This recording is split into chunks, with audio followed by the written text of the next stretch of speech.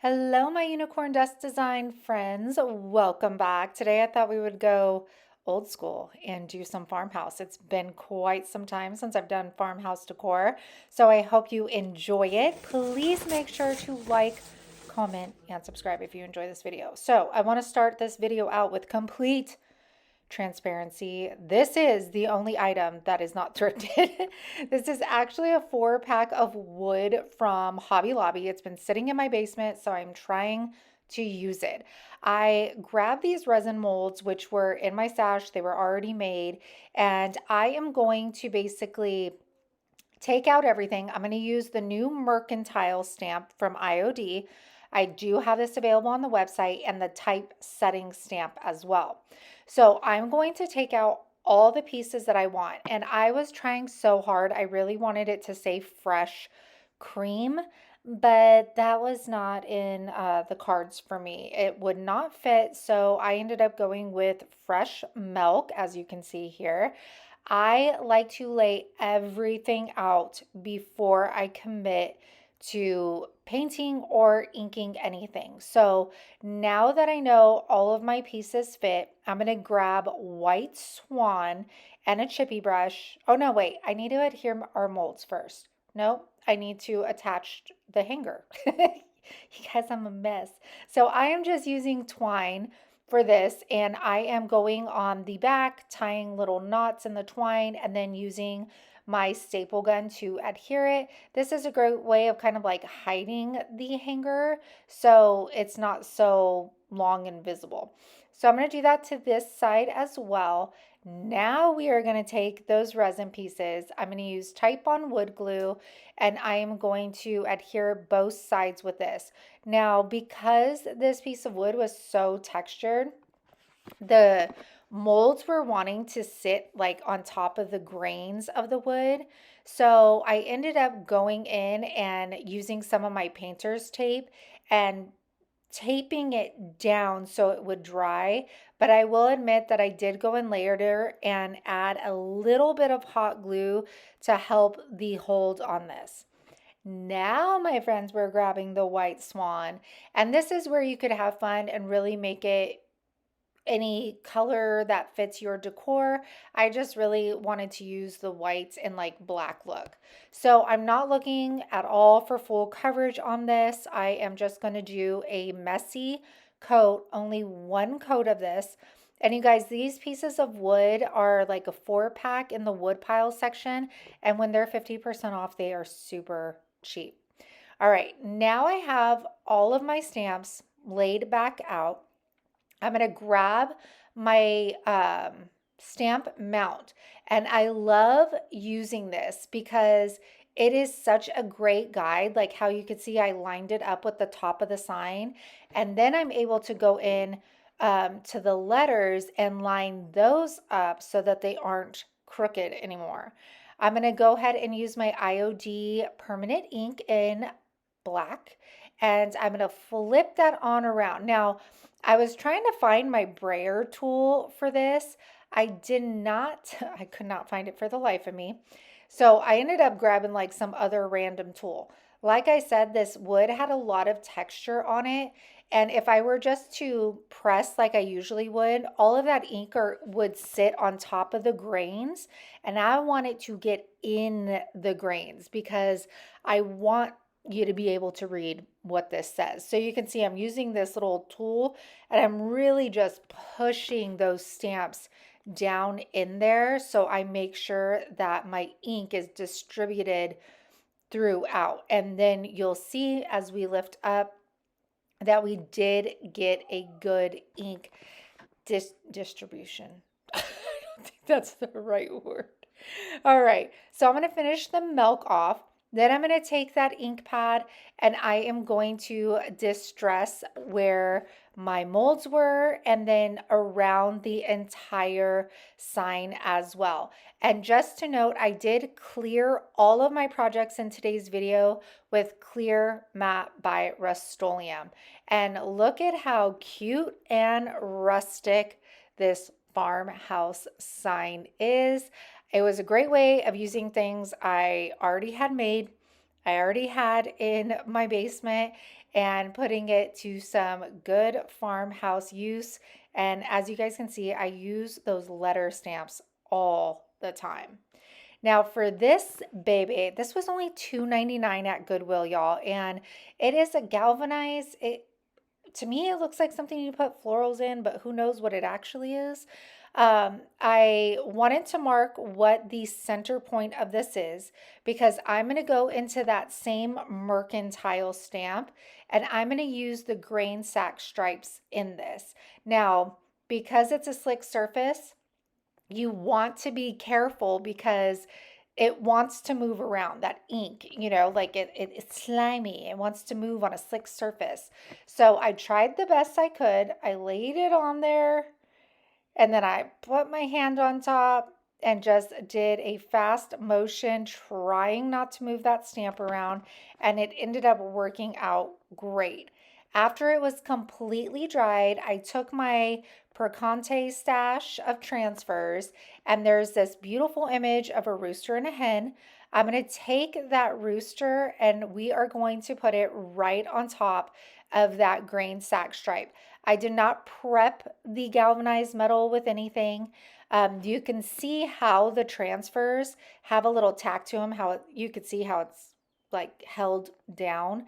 And you're just going to take the little plastic applicator it comes with, push down on that image as you are lifting that carrier sheet. And then once it's on there, you're going to get that carrier sheet and you are going to burnish this down. That just ensures that your transfer is adhered to the surface and ready to go. Like I said, I clear this with Clear Matte by Rust-Oleum. I put some Walmart clearance flowers inside of it, and this turned out so gorgeous. So $2.99, such an easy upcycle. This could be done with anything. Doesn't have to be galvanized metal, just that grain sack stripe and a transfer, and it completely transforms this beautiful piece. And I love the florals in it. Just a great way to upcycle something that was only $2.99. Now, you guys, it's been a while since we've done a rolling pin, and of course, I got a broken one. So I just Gorilla glued that back on. I found this at a garage sale, I think, for like 50 cents or a dollar. I'm going to clean that up. Now, even though I cleaned it up, we know you can wash this rolling pin all you want, but it's still going to have oils on it from being used once upon a time. So I am taking Salvation Solution in Clear, which is our DIY product stain blocker. And I'm going to put that all over the body and the handles of our rolling pin. That way I don't have to go back later and try to cover up some oil stains that come creeping through. After it's dried, I'm going to take the JRV Cottage color in Barn Quilt. Now, I have not used this color yet. And when I was first putting it on, I got a little scared because it looks pink. It definitely looked fuchsia. But when you guys see it dried, it definitely deepens up and looks red. So I did 2 coats of this on the body. Then for the handles, I'm going to take the JRV Cottage color in Anvil. And just a reminder, you guys, the Cottage colors now come in 8-ounce containers, which I do have available on my website. I'm going to do 2 coats of the Anvil. And now we are going to stamp. You guys, I don't think I've ever used this Le Courier stamp before. So I'm going to prime it with a sanding block. And I'm shocked because, you guys, this isn't one big stamp. This is all of these little like paragraphs and stuff you can take off and use separately. So, my friends, the trick with stamping a rolling pin, you need to set the rolling pin on top of the stamp. Don't start off the stamp and roll onto the stamp. You want to set that baby right on top, use pressure, and just keep an eye. You can see where it's beginning and ending, and you have a perfect stamp. And you could use this with any of the stamps that you have. Again, cleared it with Clear Matte by Rust-Oleum, and this turned out so good. This is what actually started the farmhouse thing, because I was like, oh my gosh, this looks so pretty. And you can see how that red definitely darkened up and looks red, not fuchsia. So I was super happy. And look at all of, I need to use the Le Courier stamp a lot more. Those of you that are paper crafters would probably love this stamp. Okay, our last one, changing it up a little. I got these totes at a garage sale for I think like 25 cents each, and they were brand new. So we are going to ink them up. I'm going to use again the mercantile stamp and my typesetting stamp. This would be such a fun project for you and your girlfriends to do. If you have a booth space, you can do this as like a class, but so many options. And I'm going to show you how we are going to do this and how we are going to make sure that our image does not go away. So as per usual, I set up my stamps before I commit to placement and ink. Once I get that done, I'm going to pick up my stamp and I'm going to use Tomato, which is IOD's red permanent ink. And I'm going to flip that on around again, using that stamp mount to help me with my placement because I'm able to line everything up. Once I flip that over, I finally found my brayer tool, okay? And you want to make sure that you put a decent amount of ink on your stamp because your fabric's going to absorb it. And I wanted to use the brayer because I want all of that ink to get into that fabric.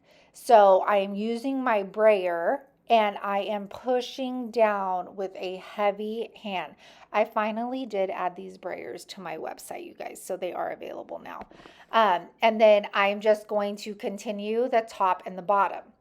After that, I'm going to take some of my stamp masks. Now, I think there's only like a couple stamps that don't come with these. Other than that, they all come with them. And they are used to help you layer stamps on top of each other. So you're going to see I'm putting these in the area that the grain sack stripe is going to go over. Once I have those in place, oh, and I'm using a cardboard inside the tote so it doesn't go through to the other side. So now I'm going to take that grain sack stripe. I inked it up with blue china, and I'm going to start in the middle just because I knew it wasn't going to go all the way up and down. So I figured the connecting points would look better how I have them. So after I am done with the grain sack stripe, I'm going to remove that cardboard. I'm going to take it over to my heat press, put a Teflon sheet over there, and I am going to press this. Now, you want to do this step. This is going to help with the longevity of the ink. You could use a basic household iron. You could also throw it in the dryer, but I will say that some sort of iron is going to be your best bet for longevity. And look at how cute this turned out, you guys. I think these would be such a hit in somebody's booth, or if you sell at a farmer's market, these would be fun to do with your girlfriends. I mean, possibilities are endless, and it was so much fun to create. I hope you guys enjoyed this farmhouse video, and I cannot wait to create more. I already started, you guys, and I have such a fun project for you for next week. So bye, you guys. Hey, everyone. I thought I'd claim this. This is real life here. You guys, hello. How is everybody doing? I'm falling apart. Oh, I'm in Montgomery's room. I need to do the voiceover for this video. But of course, I have to update you. So, still very, very pregnant. We are 33 weeks today, and we get to go. We're going to do one of those 3D ultrasounds. I was kind of like, should I do one for this one? Because we're not finding out the sex of the baby. But then I felt bad because I was like, well, I've done it with all 3 of the other babies. So we're just going to do it. So we are going to go do that tonight. So if I get clips before I finish this video, I'll make sure to insert them. Um, remember the rash I was talking about in last week's video? I thought it was like the pregnancy rash. Well, I went to a dermatologist and she does not think it's a pregnancy rash. She thinks it is like some form of eczema, or I came in contact with something that irritated my skin, which I highly doubt because I have not changed anything since I've been pregnant.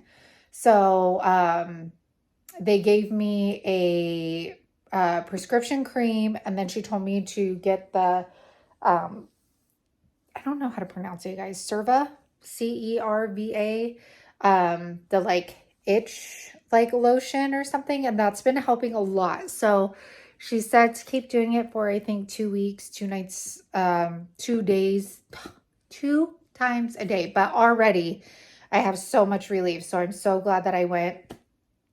Other than that, I want to show you guys because I was actually productive this weekend. It lasted maybe a few hours and then my feet were killing me and I could not go on any longer. But I am going to turn you around and show you the bookshelf finally in the living room. So look at me, you guys. I finally took I'm not finished. It's a process. I have everything here and bringing more up as I go. But this is how the bookshelf is looking so far. So I have the pops of the white and blue. If you've watched any of my thrift hauls, a lot of this stuff is thrifted. Nothing is brand new. Look at how gorgeous that is, that I got at a garage sale, and has like tea lights in there. We got our Papa Blue right there. This one, I obviously need to add a photo, Papa Blue. And I want to move that down. So I got to finish this side. And then, you guys, I scored this glass cloche at the antique market. A business was retiring, so it was $15. So I put this old clock. This is actually on my website. This little hound dog Avon cologne bottle, and then my oil lamp. And then over here, I need to push that back. We have this side. I don't think I'm gonna put anything right there. I kind of like that it looks different. And then over here, we have all of our little thrifted finds, our Papa Blue, that beautiful old clock. And look at how cool this is. This is actually, I think, a silverware box, but it actually worked out because it was able to hold up the bowl right here. So that was awesome. But how I said I wanted to take the green books down from there because I don't like how on the same shelf over here I use same color books. Does that make sense? So I'm really proud of myself. I started, it's almost done. Just have to finish the bottom up. It's all about just energy at this point. Say hi. Hi. Kids are home for summer. Say hi, Hank. No, can't bother yourself, huh? So that's how it looks, you guys. I really am proud of myself because if you saw some of my other updates, I have not updated that bookshelf since Halloween, you guys. Halloween. So I was determined to get it done before this baby came because I knew once the baby comes, I ain't touching it. So I just have that little bit more to clean up and do, and then clean up that table and we will be set. So I'm really excited about that. I hope you guys are all having a great week, a great weekend. And I just wanted to put this out there because I feel like a lot of people are going through rough times, and that could mean, like the loss of a friend or a family member. It could be rough times, when it comes to finances, or rough times with your health. And I just want to say that you are strong. You can overcome anything. And, we just have to take it one step at a time. You are worth the fight, and you are capable. You are capable of so much. And I think that we all doubt ourselves a little too much sometimes. And we just need to stay positive, and we need to think about the good things that are happening in our life instead of all of the negatives. So I hope you guys are staying positive, and I will hopefully see you here next Tuesday. Bye, guys.